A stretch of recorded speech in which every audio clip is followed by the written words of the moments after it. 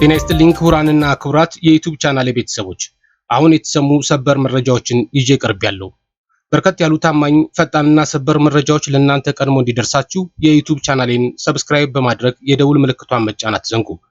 ወደ ሰበር መረጃዎች ስናቀና አሜሪካ የኢራን የጭነት መርከብን መያዟን ተከትሎ ኢራን አጸፋውን እንደምትመልስ ከዛተች በኋላ በአሜሪካ መርከብ ላይ በድሮን እርምጃ ወስዳለች። ቻይና በበኩሏ የኢራን መርከብ በአሜሪካ መያዙ እንዳሳሰባት ገልጻለች። እስራኤል ደግሞ ሂዝቦላ ላይ ጥቃት መፈጸሟን ገልጻ የደቡብ ሊባኖስ ነዋሪዎችን አስጠንቅቃለች።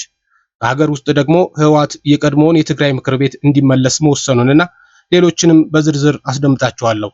አብራችሁን ቆዩ። አሜሪካ የኢራንን የጭነት መርከብ መያዟን አስታውቃለች። በሆርሙዝ ወሽመጥ በኩል ወደ ኢራን ወደቦች የሚደረጉ እንቅስቃሴዎችን የዘጋቸው አሜሪካ በኢራን ባንዲራ የሚንቀሳቀስ የጭነት መርከብን መጥለፏን ፕሬዚዳንት ዶናልድ ትራምፕ ተናገሩ። ፕሬዚዳንቱ በሶሻል ትሩዝ ማህበራዊ ሚዲያ ገጻቸው እንዳስታወቁት ቱስካ የተሰኘችው መርከብ የተያዘችው ጉዞውን እንዲያቆም በአሜሪካ ባህር ኃይል የተሰጠውን ማስጠንቀቂያ ባለማክበሩ ነው። ኢራን የአሜሪካን እርምጃን የተኩስ አቁም ጥሰት እንደሆነ የገለጸች ሲሆን በትጥቅ የታገዘ የባህር ላይ ውንብድና ስትል ለጠራችው ለዚህ ድርጊት አጸፋውን እንደምትመልስታለች። እርምጃው እንደተወሰደ የተገለጸው ምክትል ፕሬዚዳንት ጄዲ ቫንስ ከኢራን ጋር የሚደረገውን ጦርነት ለመቋጨት ፓኪስታን ውስጥ በሚካሄደው ሁለተኛ ዙር ድርድር ላይ የአሜሪካንን ልዑክ እንደሚመሩ ዋይት ሀውስ ካረጋገጠ በኋላ ነው። እስካሁን ኢራን በድርድሩ የመሳተፏን ነገር አላረጋገጠችም። የኢራን መንግስት መገናኛ ብዙሃን እንደገለጹት የሀገሪቱ ባለስልጣናት የአሜሪካን እገዳ በተጣለበት ሁኔታ ድርድር ውስጥ አንሳተፍም የሚል አቋም ይዘዋል። ትራምፕ መርከቡ መጠለፉን ባስታወቁበት ልጥፋቸው ዛሬ የኢራን ባንዲራ ያነገበ 900 ጫማ የሚጠጋ ቁመት ያለውና ክብደቱ ከአውሮፕላን ተሸካሚ የጦር መርከብ ጋር የሚቀራረብ ቱስካ የተሰኘ መርከብ የጣልነውን የባህር እግድ ለማለፍ ሞክሯል፣ ጥሩ አልሄደላቸውም ሲሉም ጽፈዋል። አሜሪካ መርከቡ እንዲቆም ማስጠንቀቂያ ብትሰጥም እንዳልተቀበለው ገልጸዋል። ስለዚህ ባህር ኃይላችን ኢንጂን የሚገኝበትን ክፍል ላይ በመምታት አቁሟቸዋል ሲል የተወሰነውን እርምጃ ተናግረዋል። ቱስካ ከዚህ ቀደም በነበረው የህገ ወጥ ተግባር እንቅስቃሴ ምክንያት በአሜሪካ ግምጃ ቤት ማዕቀብ ተጥሎበታል። መርከቡ ላይ ሙሉ በሙሉ ቁጥጥር አለን፣ የተጫነውንም ነገር እያየን ነው ብለዋል። የኢራን ጦር ዋና መስሪያ ቤት ካታም አልአንቢያ ቃል አቀባይ ባወጡት መግለጫ አሜሪካ ከኢራን የንግድ መርከቦች አንዱን በኦማን የባህር ላይ እያለ ተኩስ በመክፈት የጉዞ ስርዓቱን በማጥፋትና መርከቡ ላይ በመውጣት የተኩስ አቁም ጥሰቱን ፈጽማለችም ብለዋል። ይህንን ያደረገችው ወታደሮቿን በማሰማራት እንደሆነ ጠቅሷል። ኢራን እስላማዊ ሪፐብሊክ ጦር ኃይሎች በቅርቡ ምላሽ ይሰጣል፣ ለዚህ በአሜሪካ ባህር ኃይል ለተፈጸመ በትጥቅ የታገዘ የባህር ላይ ውንብድና ድርጊት አጸፋውን ይመልሳል ሲሉም ዝተዋል። ኢራን በበኩሏ በአሜሪካ መርከብ ላይ የድሮን ጥቃት መፈጸሟን ተዘግቧል።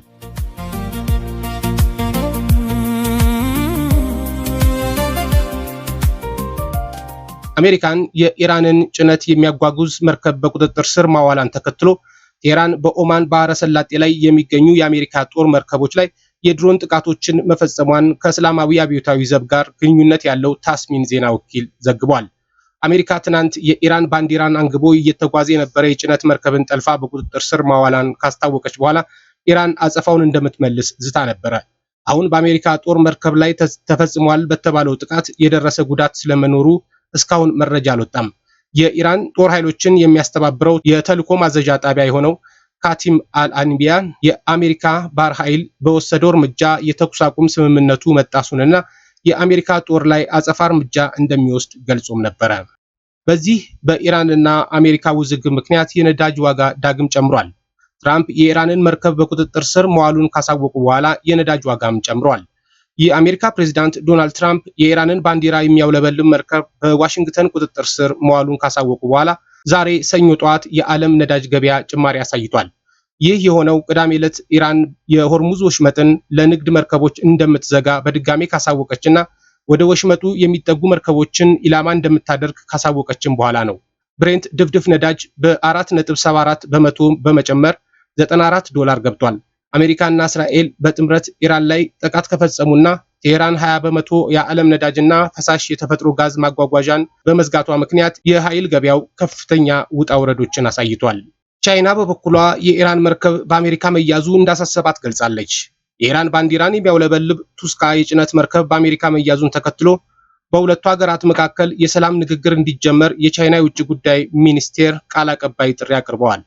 ቃል አቀባዩ ጉሆ ጂዋንኩን ዛሬ በሰጡት ጋዜጣዊ መግለጫ የአሜሪካ ኃይሎች መርከቡን በኃይል መጥለፋቸው ቻይናን እንዳሳሰባት መናገራቸውን የዜና ወኪሉ ኤኤፍፒ ዘግቧል። ሌላኛው የዜና ወኪል አሶሺየትድ ፕሬስ ያወጣው ዘገባ ደግሞ ቃል አቀባዩ ሁሉንም የሚመለከታቸውን ወገኖች ኃላፊነት የተሞላበት አቋም እንዲይዙ የተኩስ አቁም ስምምነቱን እንደሚያግዙ፣ ውጥረቶችን ከመጨመር ወይም ቅራኔዎችን ከማባባስ እንደሚቆጠቡ ተስፋ እናደርጋለን ማለታቸውን ያመለክታል። የሆርሙዝ ወሽመጥ ዓለም አቀፍ የውሃ መስመር ነው። ያለምንም እንቅፋት ክፍት ሆኖ መቆየቱንም ማረጋገጥ የቀጠናው ሀገራትና የዓለም አቀፉ ማህበረሰብ የጋራ ጥቅም ነው ሲሉም አክለዋል። የቻይና ውጭ ጉዳይ ሚኒስቴር ከዚህ ቀደም አሜሪካ ወደ ኢራን ወደቦች የሚደረጉ ጉዞዎች ላይ የጣለችውን እገዳ ኃላፊነት የጎደለውና አደገኛ ነው ሲል ጠርቶት ነበረ። ከኢራን ለውጭ ገበያ ከሚቀርበው የነዳጅ ምርት ውስጥ 90% ገደማውን የምትይዘው ቻይና እንደሆነች ይገመታል። ተንታኞች አሜሪካ ወደ ወደቦቹ የሚደረግ ጉዞ ላይ እገዳ የጣለችው ቻይና ኢራን ላይ ጫና እንድታሳድር ለማድረግ ሊሆን ይችላል የሚል አስተያየት እየሰጡ ነው።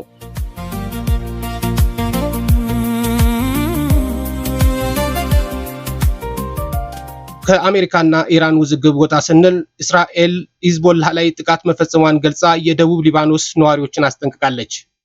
የእስራኤል ጦር የደቡባዊ ሊባኖስ ነዋሪዎች ተለይተው ከተቀመጡ ደቡባዊ ክፍል መስመሮችን እንዳያልፉና ለሊታኒ ወንዝ አቅራቢያ ወደ ሆኑ ስፍራዎች እንዳይጠጉ ማስጠንቀቂያ ሰጠ።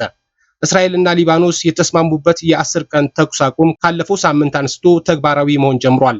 ይህ ስምምነት ቢደረግም የእስራኤል ጦር ደቡባዊ ሊባኖስ ውስጥ በሚታየው የሂዝቦላህ ድርጅት የቀጠለ የሽብርተኞች እንቅስቃሴ ምክንያት አካባቢውን ለቆ እንደማይወጣ አስታውቋል። አሁን ደግሞ ደቡባዊ ሊባኖስ ውስጥ የሚገኙ መንደሮችን ዘርዝሮ ነዋሪዎች ወደ እነዚህ አካባቢዎች እንዳይመለሱ ወይም እንዳይጓዙ አስጠንቅቋል።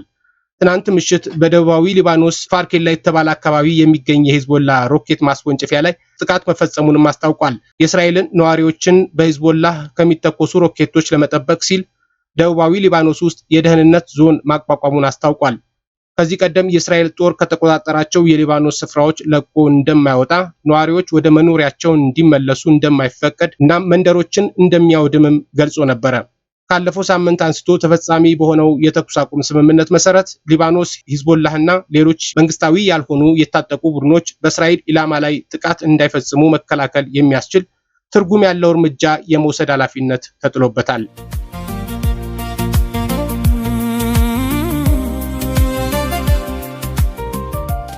በመጨረሻም ወደ ሀገር ውስጥ ወዳገኘነው መረጃ ስናልፍ ህወሓት ከ6 ዓመት በፊት በተደረገው ምርጫ የተቋቋመው የትግራይ መንግስት ምክር ቤት እንዲመለስ ወሰነ። ህዝባዊ ወያነ ሓርነት ትግራይ ህወሓት በ2012 ዓ.ም በትግራይ ክልል በተካሄደውና የፌዴራል መንግስት ውድቅ ባደረገው ምርጫ የተመረጠው የትግራይ መንግስት ምክር ቤት ወደ ስራ እንዲመለስ መወሰኑን አስታውቋል። ምክር ቤቱ ከተመለሰ በኋላ በትግራይ ክልል ጊዜያዊ አስተዳደር የሚመራው የክልሉ አስፈጻሚ አካል አቃፊ ሆኖ እንዲቋቋም መግባባት ላይ መደረሱን ገልጿል። ካለፈው ሳምንት ሐሙስ ጀምሮ የማዕከላዊ ኮሚቴ ስብሰባ ሲያካሂድ የነበረው ህወሓት ውሳኔውን ያስታወቀው እሁድ ሚያዝያ 11 2018 ዓ.ም ምሽት ባወጣው መግለጫ ነው። ባለ 3 ገጹ መግለጫ የፌዴራል መንግስት በመጋቢት መጨረሻ የተጠናቀቀውን የትግራይ ጊዜያዊ አስተዳደር የቆይታ ጊዜ ያለ ህወሓት ተሳትፎ ማራዘሙን ይቃወማል። ጠቅላይ ሚኒስትር አብይ አህመድ ካለፈው ዓመት አጋማሽ ጀምሮ የትግራይ ጊዜያዊ አስተዳደርን በፕሬዝዳንትነት ሲመሩ የቆዩት ሌተናል ጀነራል ታደሰ ወረደ የስልጣን ቆይታ ከሚያዝያ 1 2018 ዓ.ም ጀምሮ ለ1 ዓመት እንዲራዘም መወሰናቸው ይታወሳል። የህወሓት ማዕከላዊ ኮሚቴ ይህንን እርምጃ የፕሪቶሪያን ስምምነት የጣሰ ከድርጅታችን እውቅና ውጭ የተላለፈና የተናጠል ውሳኔ ነው ሲል ተቃውሞታል። የጊዜያዊ አስተዳደሩ ቆይታ የተራዘመው ከፕሪቶሪያ ስምምነት በፊት የወጣን ህግ በመጣስ እንደሆነ በመግለጽ ተችቷል። የፌዴራል መንግስት የፕሪቶሪያን ስምምነት ሙሉ በሙሉ በሚንድ መልኩ የትግራይን ህዝብ ራሱን በራሱ እንዳያስተዳድር ለማድረግ እየተንቀሳቀሰ ነው ሲልም ከሷል። ወደ ትግራይ ክልል መላክ የነበረበት የድጎማ በጀት መቋረጡን የጠቀሰው ህወሓት በአጠቃላይ በትግራይ ላይ ዳግም እገዳና ከበባ በማድረግ የጦር መሳሪያና ሜካናይዝድ አቅሙን ወደ ትግራይ በማስጠጋት ዳግም ጦርነት ለመክፈት ዝግጅት እያደረገ ነው ሲል የፌዴራል መንግስቱ ወንጅሏል። በእነዚህ እርምጃዎች የተነሳ ለትግራይ ህዝብ ህልውናና ደህንነት አደገኛ የሆነ ሁኔታ እንደተፈጠረ ገልጿል። የድርጅቱ ማዕከላዊ ኮሚቴ የፕሪቶሪያን ስምምነት አፈጻጸምና ወቅታዊ ሁኔታዎችን በጥቅል መገምገሙን የጠቀሰው መግለጫው በዚህ መነሻነት የቀድሞው የትግራይ መንግስት ምክር ቤት እንዲመለስ መወሰኑንም አስታውቋል። 2.8 ሚሊዮን ገደማ ህዝብ የመረጠው የትግራይ መንግስት ምክር ቤት ወደ ስራ እንዲመለስም ወስኗልም ብሏል። የህወሓት ማዕከላዊ ኮሚቴ የሉዓላዊ ስልጣን ባለቤትነትና የህዝብ ውሳኔ ሰጭነት መግለጫ ሲል የጠራው ይህ ምክር ቤት ለሰላም ሲባል ወደ ጎን ተደርጎ እንደነበር በመግለጫው ጠቅሷል። የማዕከላዊ ኮሚቴው ወደ ስራ እንዲመለስ ውሳኔ ያስተላለፈለት ምክር ቤት የተቋቋመው የኮሮና ወረርሽኝን መከሰቱን ተከትሎ በሀገር አቀፍ ደረጃ መራዘሙን የተቃወመው ትግራይ ክልል በ2012 ዓ.ም በተናጠል ባካሄደው ምርጫ ነው። በዚህ ምርጫ የክልሉ ምክር ቤት ካሉት 190 ወንበሮች ውስጥ 152 ያህሉን ህወሓት ማሸነፉ ተገልጿል። ይሁን እንጂ የፌዴራል መንግስት ከብሔራዊው ምርጫ ቦርድ ውጪ የተካሄደውን ይህንን ምርጫ ውድቅ አድርጎታል። የፌዴሬሽን ምክር ቤትም ጳጉሜን 2012 ባካሄደው አስቸኳይ ስብሰባ ምርጫው ከአገሪቱ ህገ መንግስት ጋር የሚቃረን በመሆኑ እንዳልተደረገ የሚቆጠር የማይጸናና ተፈጻሚነት የሌለው እንደሆነም ወስኗል። ምርጫው ከሁለት ወራት በኋላ ለተነሳው የትግራይ ጦርነት ምክንያት ከሆኑ ዋነኛ ጉዳዮች አንዱ ተደርጎ የሚቆጠር ነው። ጦርነቱን ያስቆመው የፕሪቶሪያ ስምምነት ከተፈረመ በኋላና የትግራይ ጊዜያዊ አስተዳደር ከመቋቋሙ አስቀድሞ ምክር ቤቱ የህግ አውጭነት ስልጣኑን በወቅቱ በዶክተር ደብረጽዮን ገብረ ሚካኤል ሲመራ ለነበረው አስፈጻሚ አካል ማስረከቡ ተገልጾ ነበር። የህወሓት ማዕከላዊ ኮሚቴ ምክር ቤቱ ወደ ስራ እንዲመለስ የወሰነው ምርጫው ከተካሄደ 6 ዓመት ገደማ በኋላ ነው። ምክር ቤቱ ወደ ስራ ከተመለሰ በኋላ አስፈጻሚው አካል የመከተ አቅሞችን በሚያሳትፉ መልኩ አቃፊ ሆኖ እንዲቋቋም መግባባት ላይ መደረሱን አስታውቋል። መግለጫው የመከተ አቅሞች ሲል የገለጸው የትግራይ ኃይሎች አመራሮችን በአባልነት እንደያዘ የሚነገርለት የአመራር ውሳኔ ሰጪ ቡድን ነው። ይህ ቡድን ከማዕከላዊ ኮሚቴ ስብሰባ በመጠናቀቅ በኋላ በህወሓት ውሳኔዎች ላይ ስብሰባ ማድረጉን መግለጫው ጠቅሷል። ሚያዝያ 9ና 10 2018 ዓ.ም በተካሄደው በዚሁ ስብሰባ ላይ የመከተ አቅሞች ምክር ቤት የህወሓትን አጀንዳዎች የሚያጠናክሩ ሐሳቦችን በመጨመር ለህወሓት ማዕከላዊ ኮሚቴ ውሳኔዎች ያለውን ድጋፍ እንደገለጸም አስታውቋል። የህወሓት ማዕከላዊ ኮሚቴ ከምክር ቤቱ ጋር በተያያዘ ካሳለፈው ውሳኔ በተጨማሪ የትግራይ ህዝብና በሌሎች ህዝቦች መካከል ሊኖር ስለሚገባው ግንኙነት እንደተወያየ መግለጫው ያስረዳል።